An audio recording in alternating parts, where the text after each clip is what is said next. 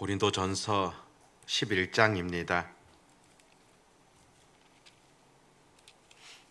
고린도전서 11장 2절에서 16절까지 말씀입니다. 우리 같이 하나님의 말씀을 읽도록 하겠습니다.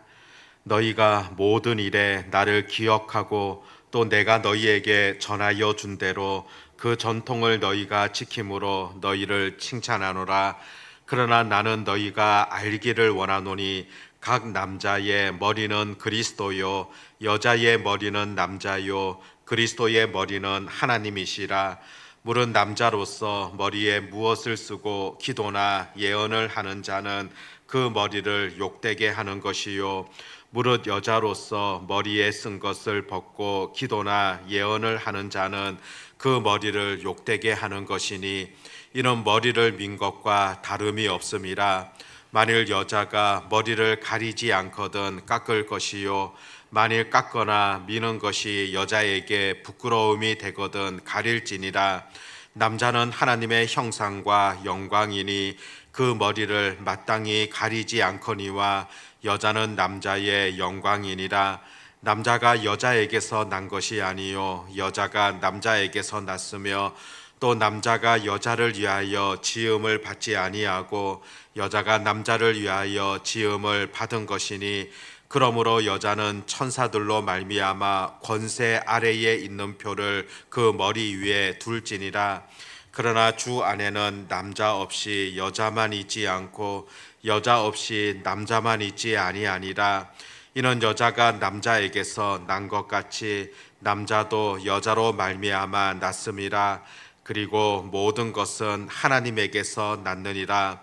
너희는 스스로 판단하라. 여자가 머리를 가리지 않고 하나님께 기도하는 것이 마땅하느냐?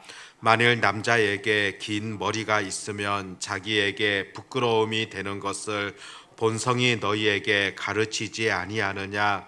만일 여자가 긴 머리가 있으면 자기에게 영광이 되나니 긴 머리는 가리는 것을 대신하여 주셨기 때문이니라. 논쟁하려는 있을지라도 우리에게나 하나님의 모든 교회에는 이런 관례가 없느니라. 아멘. 고린도 전서 말씀을 통하여서 특별히 고린도 교회가 갖고 있었던 여러 문제들을 지적하며 또 하나님 앞에서 바르게 할 것을 가르치는 그런 말씀들을 보게 되어집니다. 오늘 읽었던 본문 속에서는 남자와 또 여자와 관련하여서 당시 고린도 교회가 갖고 있었던 여러 부분들을 언급하는 것을 오늘 보게 됩니다. 2절에 보면 너희가 모든 일에 나를 기억하고 또 내가 너희에게 전하여 준 대로 그 전통을 너희가 지킴으로 너희를 칭찬하노라. 먼저는 바울이 고린도 교회를 바라보며 칭찬으로 시작하게 됩니다. 바울이 전했던 것, 그것을 너희들이 잘 지키고 있음에 먼저 칭찬을 하고 있습니다. 이 말씀은 이어지는 내용과 어떤 연관성이 있겠습니까? 지금까지도 너희가 이 바울의 가르침에 대해서 잘 들었듯이 앞으로 들려주는 그런 말씀에 대해서도 또 잘 듣고 실천해야 될 것을 가르치는 그런 내용이지 않겠습니까? 하나님의 말씀은 바로 순종해야 됩니다. 순종함으로 나아갈 때 그것이 어떤 것보다도 복된 그런 인생이 되지 않겠습니까?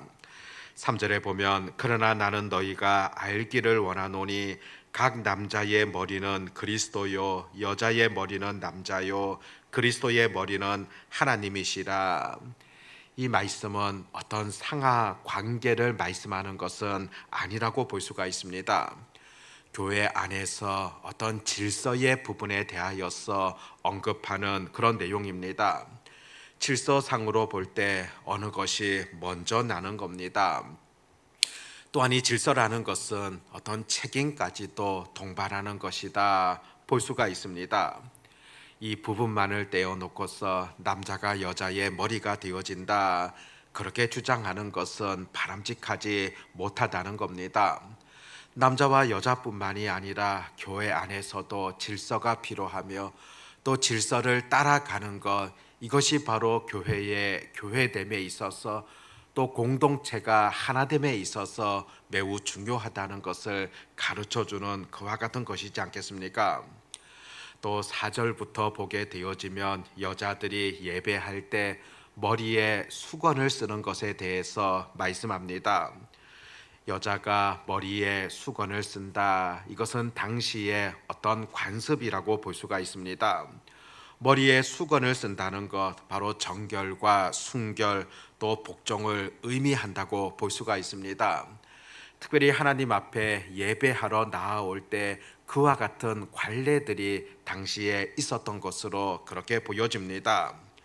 그뿐만이 아니라 오늘 본문의 내용들을 보면은 여자의 머리를 길게 하는 것에 대한 그런 내용들도 기록되어집니다. 실제로 그 당시에는 여자가 머리를 짧게 한다는 것, 이것은 금기시 되었습니다. 특별히 그 당시 상황으로 볼 때 머리를 짧게 하는 것은 두 가지 경우입니다. 하나는 어떤 애통함들 또 슬픔을 표현할 때 머리를 짧게 합니다. 또 두 번째는 조신하지 않거나 간음의 죄를 범하였을 때 머리를 짧게 합니다. 그래서 당시의 기록들을 보면 대체로 매춘부들 머리를 짧게 하였다, 그런 내용들도 보게 됩니다. 유대인들이나 또 헬라인들 사이에서 긴 머리라는 것, 여자의 아름다움이라 생각했습니다. 또 여자의 권위와 명예를 드러내는 것이 긴 머리라고 그들은 생각하였던 겁니다. 지금 바울이 오늘 본문을 통하여서 너희들이 행하고 있는 여러 관습들에 대하여서 그대로 인정을 하게 되어집니다.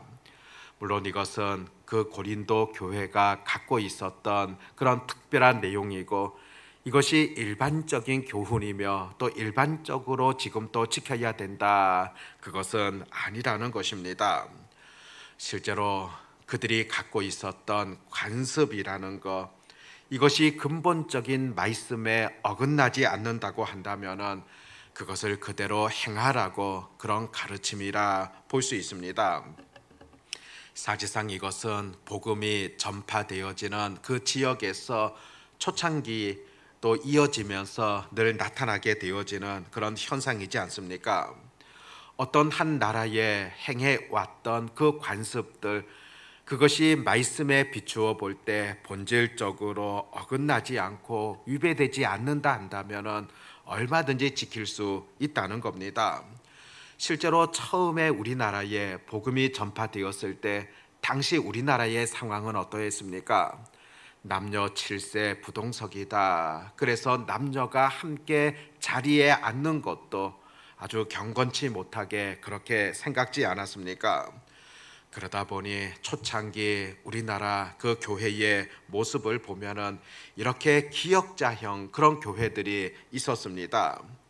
남자와 여자가 따로 앉게 되어지고 그 중심에서 말씀을 전하게 되어지는 그런 교회의 형태들을 우리가 볼 수 있었다는 겁니다. 그것은 말씀에 어긋나지 않기 때문에, 그것은 그 당시의 관습이기 때문에 그냥 그렇게 허용하며 교회당 자체도 그렇게 지었던 것이지 않겠습니까? 그런 점에서 오늘 읽었던 이 본문의 말씀, 우리가 우리 사회 속에서 그대로 적용하는 것 아니다, 그 당시 상황 속에서 일차적으로 들려주셨던 그런 말씀이라는 것을 보셔야 한다는 겁니다. 중요한 것은 무엇이겠습니까? 비본질적인 것을 가지고서 서로 마음이 나누어진다거나 서로 다투게 되어진다거나 생각이 나누어지게 된다면 이것이 어느 것보다도 가장 큰 문제가 된다는 겁니다. 그래서 마지막 16절에 보면 논쟁하려는 생각을 가진 자가 있을지라도 우리에게나 하나님의 모든 교회에는 이런 관례가 없느니라. 그것이 논쟁이 되어지고 그것이 성도들 간의 마음이 나누어지게 되어지고 그렇게 되어서는 안 된다는 겁니다. 우리가 본질적인 문제에 대하여서는 끝까지 우리가 지켜야 될 것이고, 본질은 결코 우리가 훼손되지 말아야 될 겁니다. 실제로 우리나라 초창기 복음이 들어왔을 때 우리나라에 있었던 제사 제도, 이것은 우상을 섬기는 것이고 본질적인 부분이지 않겠습니까? 그래서 이 본질적인 부분을 어기는 것에 대해서는 끝까지 지켜야 되지만은 비본질적인 것에 대하여서는 오히려 그것으로 인하여 마음이 나누어진다거나 다투어서는 안 된다는 그런 가르침이지 않겠습니까? 어떻게 본다면은 중요하지 않는 것들로 인하여서 고린도 교회 성도들이 많은 시간과 힘을 거기에 쏟게 되어지고 논쟁거리가 되어진다면 이것은 결코 올바른 교회의 모습이 될 수 없다는 겁니다. 그런데 과연 이것이 고린도 교회만의 문제이겠습니까? 어쩌면 많은 교회들이 비본질적인 것을 가지고서 온갖 힘들을 다 잃어버리는 그런 경우들이 오늘 이 시대 속에서도 얼마든지 나타날 수 있다는 것입니다. 실제로 사탄은 교회를 공격함에 있어서 오히려 본질적인 것 아니라 비본질적인 것에 온갖 관심과 시간을, 열정을 투자하기를 그렇게 사탄은 노리고 있고 또 그것을 가지고서 공격하는 그런 경우들을 종종 보게 됩니다.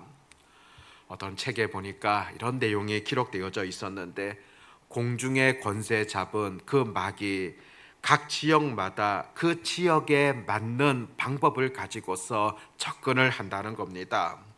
그 지역 사람들이 잘 넘어지는 그 부분을 지속적으로 공략한다는 겁니다. 중국 같은 경우에는 탐욕의 영, 일본 같은 경우에는 음란의 영, 한국 같은 경우에는 분열의 영이다, 그렇게 책에서 소개하고 있는데, 그 정도로 한국 사람들 분열을 좋아하고 실제 쉽게 분열을 이룬다는 것입니다. 한국 교회도 한번 보십시오. 얼마나 분열이 많이 되어져 있습니까? 교단은 교단대로 분열되어져 있고 또 교회는 교회대로 나뉘어져 있는 그와 같은 모습을 보게 됩니다. 그런데 그 교회마저도 분열된 원인이 과연 어떤 것이겠습니까? 본질적인 부분을 가지고 고수하기보다는 오히려 많은 경우는 비본질적인 것을 가지고 싸우다가 분열되고 나뉘어지게 된 그런 경우들을 우리가 보게 되어집니다. 예전에 산업화와 함께 교회가 막 부흥을 하면서 교회마다 나타났던 그런 갈등들이 있었습니다. 그 중에 대표적인 것이 교회 안에 의자를 둘 것인가 말아야 될 것인가, 그 문제입니다. 그것으로 인하여서 많은 교회들이 큰 싸움을 했던 것을 역사적으로 보게 됩니다. 또 이후에는 교회 안에 악기를 두어야 될 것인가 말아야 될 것인가, 실제로 그리스도의 교회라는 교단에서는 이 악기를 두어야 될 것인가 말아야 될 것인가, 이것으로 인하여서 교단이 분리가 되어집니다. 유악기파와 무악기파다, 그렇게 나누어지게 됩니다. 울산의 어느 교회에서는 피아노를 오른쪽에 두어야 될 것인가 왼쪽에 두어야 될 것인가, 그것으로 인하여서 교인들끼리 다투다가 결국 교회마저 나누어지게 되어졌던 그런 일화들도 듣게 되어집니다. 웃긴 거는 몇 년 뒤에 그 교회 사람들이 양교회가 모일 기회가 있었는데 몇 년이 지나서는 자기들이 오른쪽인지 자기들이 왼쪽인지 그것마저도 몰랐다고 합니다. 이렇듯 비본질적인 것을 가지고서 사람들의 마음이 나누어지게 되어지고 또 분파가 이루어지게 되어지는 것, 얼마나 안타까운 그런 모습이겠습니까? 어쩌면 오늘날 많은 교회들 속에서도 마음이 나뉘어져서 그냥 좋고 나쁘고가 아니라 서로의 생각 자체를 부정하게 되어지고 무조건 반대하게 되어지는 그런 일들도 벌어지는 것을 보게 됩니다. 정말 무엇이 중요하겠습니까? 오늘 이 고린도전서 말씀을 통하여서 고린도 교회가 갖고 있었던 여러 문제들을 지적하면서 특별히 당시 관습 속에 있었던 이와 같은 일들도 소개하면서 오늘 우리들에게는 아무런 의미가 없는 그런 내용들이 아니라 오늘 이 시대 속에서도 얼마든지 벌어질 수 있는 그와 같은 것임을 여전히 우리에게 가르쳐 준다는 겁니다. 오늘 우리가 우리 교회를 위하여서 기도할 때도 우리 교회는 비본질적인 것을 가지고서 에너지를 소비하면서 오히려 그것으로 인하여서 마음이 나누어지게 되어지는 그런 일들을 하지 아니하도록 늘 우리가 기도로 나아가야 된다는 겁니다. 더 본질적인 것에 마음을 합하여서 더 힘차게 나아가게 되어지는 것, 이것이 바로 교회의 교회됨이고 아름다운 것이지 않겠습니까? 사실상 이 본질을 놓치게 되어지면, 이 본질 가장 소중한 것을 제대로 하지 않는다면 비본질적인 것을 가지고서 싸우게 되어집니다. 그런 면에서 우리 흥덕향상교회가 정말 하나님께서 원하시는 그 일들을 온 성도들이 한 마음으로 나아갈 수 있도록, 또 그 일들을 위하여서 우리가 힘차게 기도함으로 나아갈 수 있도록 이 새벽에도 기도로 나아가는 그런 은혜들이 우리에게 있어지기를 바랍니다. 기도하겠습니다. 하나님 아버지, 고린도 교회가 갖고 있었던 여러 안타까운 부분들을 말씀 속에서 보게 되어집니다. 비본질적인 것을 가지고서 싸우게 되고 또 마음이 나누어지게 되어지는 그와 같은 교회가 아니라 정말 본질적인 일들을 가지고서 마음이 하나가 되어지며 그것을 온전히 이루어 갈 수 있는 그런 복된 교회가 되게 하여 주시기를 간절히 소망합니다. 아버지 하나님, 이 흥덕 땅에 우리 흥덕향상교회를 하나님께서 세워주셨고 또 무엇보다 교회를 통하여 이루어 가시는 또 뜻하시는 하나님의 마음이 있다는 것을 늘 우리가 놓치지 않게 하여 주시었고, 무엇보다도 우리 주님께서 이 땅에 오신 참된 목적들을 우리도 여기서 잘 실천하며 또 믿지 않는 영혼들에게 주의 복음을 전파할 수 있는 그 사명들을 끝까지 잘 감당케 하여 주시기를 간절히 소망합니다. 우리 흥덕향상교회가 이곳에 존재하는 것이 지역사회에 큰 힘이 되게 하시고 지역사회에 보탬이 되게 하시고 또 지역사회를 살릴 수 있는 그런 은혜와 능력이 나타나게 하여 주시기를 소망하옵나이다. 이 일을 위하여서 우리 모든 성도들이 한 뜻과 한 마음이 되어져서 온전히 기쁨으로 끝까지 사역을 잘 감당할 수 있도록 하나님 은혜를 베풀어 주시기를 간절히 소망합니다. 아버지 하나님, 또 이렇게 한 주를 시작하며 또 기도를 하게 되어집니다. 아버지 하나님, 이번 한 주간의 모든 삶 가운데서도 전적으로 주님을 신뢰하며 믿음으로 살아가는 저희들 되게 하여 주시옵고 또 기도를 통하여 하나님의 놀라운 능력을 공급받으며 또 이 땅을 힘있게 살아갈 수 있는 능력 있는 그리스도인들 다 되게 하여 주시옵소서.